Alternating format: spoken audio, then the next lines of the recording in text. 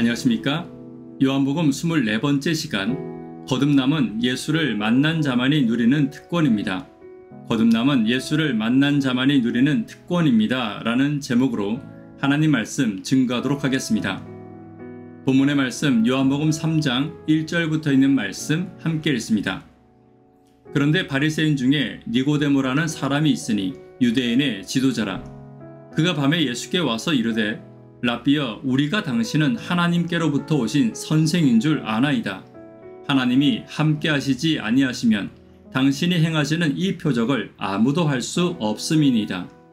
예수께서 대답하여 이르시되 진실로 진실로 내게 이르노니 사람이 거듭나지 아니하면 하나님의 나라를 볼 수 없느니라.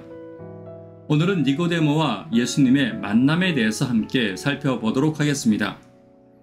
니고데모의 이름의 뜻은 백성의 정복자란 뜻을 가지고 있습니다. 공관복음에는 전혀 언급이 없는 인물이며 요한복음에만 3번 나옵니다.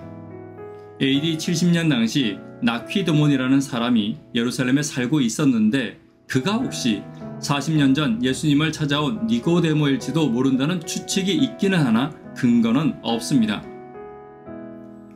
니고데모에 대해서 좀 더 살펴보자면 요한에 따르면 니고데모는 예수의 시체에 바르도록 모략과 침략을 섞은 100건 정도를 내놓을 정도로 부유한 사람이었습니다.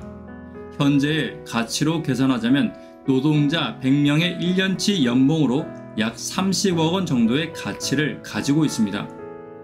요한복음 19장 39절입니다.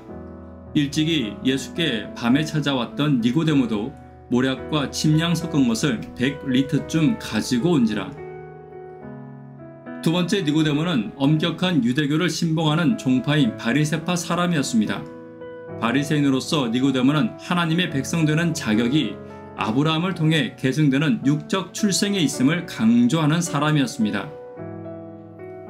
세 번째 니고데모는 그는 유대인으로 사내들인 공회의 회원이었습니다. 사내들인은 그 당시 유대인의 최고 종교회의 기관으로 그 구성원의 수는 71인으로 알려졌으며 고위 사제들과 율법학자들과 원로들, 다른 말로 하면 백성의 지도자들로 구성되어 있었습니다. 한편 니고데모가 그러한 사회적 고위층에 속해 있으면서도 친히 예수를 방문한 사실은 그가 매사에 편견이 없고 사려가 깊음을 보여주고 있는 것입니다. 네 번째 니고데모는 율법에 정통한 모든 백성들로부터 존경받는 율법 교사들 중에 한 사람이었습니다. 율법학자가 된 사람은 종교법과 의식의 문제들에 대해 독자적인 판결을 내릴 수 있었으며 형사소송 때에는 재판관으로 참여할 수 있었고 민사소송 때에는 여러 재판가들과 함께 판결을 내리거나 아니면 단독 재판으로서 판결을 내릴 수 있었습니다. 그리고 또한 랍비라는 칭호를 가질 수 있었습니다. 이처럼 니고데모는 요한복음에 따르면 부유한 사람이었고 엄격한 바리새파 사람이었고 사내들인 공회의 회원이었고 율법에 정통한 율법학자와 교사였습니다. 이러한 니고데모가 예수님을 찾아온 이유와 그 과정을 살펴보며 오늘 우리가 예수님께 나아가기 위해 필요한 것은 무엇이 있는지 함께 살펴보도록 하겠습니다. 첫 번째는 빛을 찾는 간절함이 있어야 합니다. 2절입니다. 그가 밤에 예수께 와서 이르되 랍비여, 우리가 당신은 하나님께로부터 오신 선생인 줄 아나이다. 예수를 만나러 밤에 찾아온 니고데모를 통해 우리는 그의 신중함과 예수께서 니고데모의 마음을 사로잡고 계심을 볼 수 있습니다. 요한의 사상에서 밤은 거짓과 무지를 상징하는 것으로 요한복음 1장에서 함께 우리는 살펴보았습니다. 그러나 니고데모는 그 어두움 가운데서 빛을 찾기 위해 자신의 여러 가지 밤의 상황을 극복하고 빛이신 예수님께 나아온 것입니다. 특별히 여기서 니고데모는 예수님을 랍비라고 부르고 있습니다. 당시 랍비는 서품을 받아 율법학자단에 가입하고 수년 동안의 연구 과정을 거쳐야 했습니다. 그러므로 당시 랍비들은 유대인의 모든 전성과 종교법, 형법의 문제에 대한 독자적인 판결을 내릴 수 있을 만큼 학식과 지혜에 대해 신뢰받는 자들이었고 최소한 40세가 되는 자들이었습니다. 그러나 예수님은 랍비와 관련된 교육을 전혀 받지 않으셨고 랍비의 특권도 행하실 수 없으셨습니다.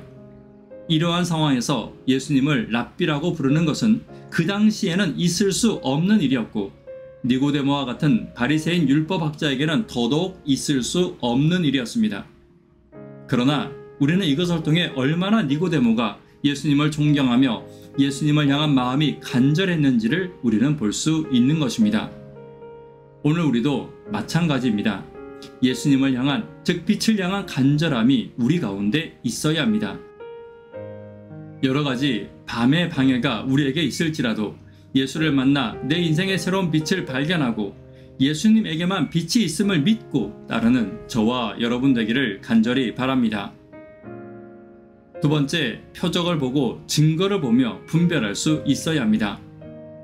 오늘 니고데모를 살펴보면 예수님을 세상에 존경받는 랍비로서뿐만 아니라 세상의 선생 이상의 존재, 즉 하나님이 보내신 모세와 엘리야와 같은 선지자 중에 한 사람으로 이해하고 있음을 볼 수 있습니다.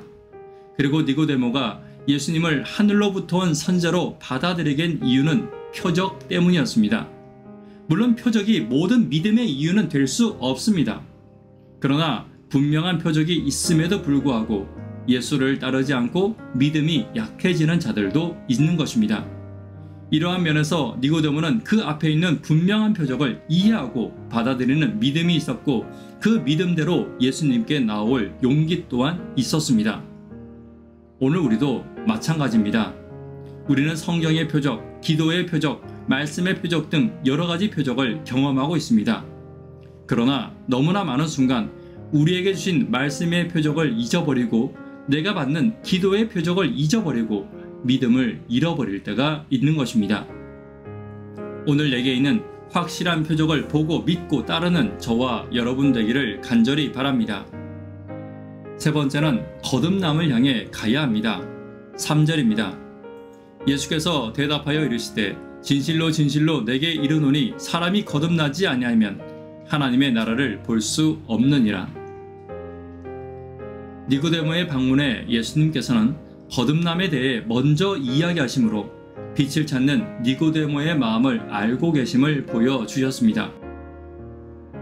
유대인들은 이방인이 기도, 제사, 침례로서 개종하게 되면 그를 중생한 자라고 이야기했습니다.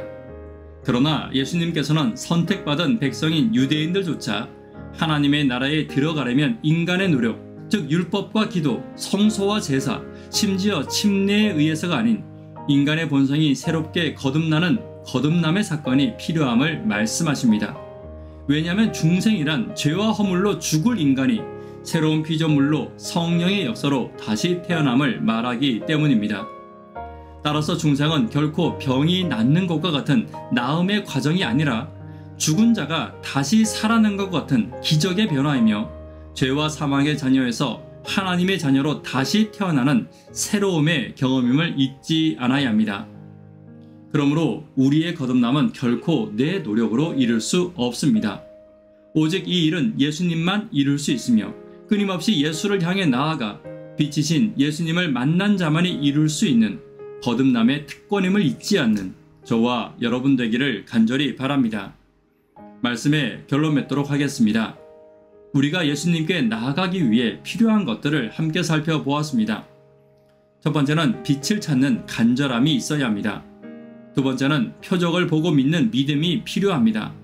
세 번째는 거듭남은 성령과 함께하는 기적의 경험임을 잊지 않는 저와 여러분 되기를 간절히 바랍니다.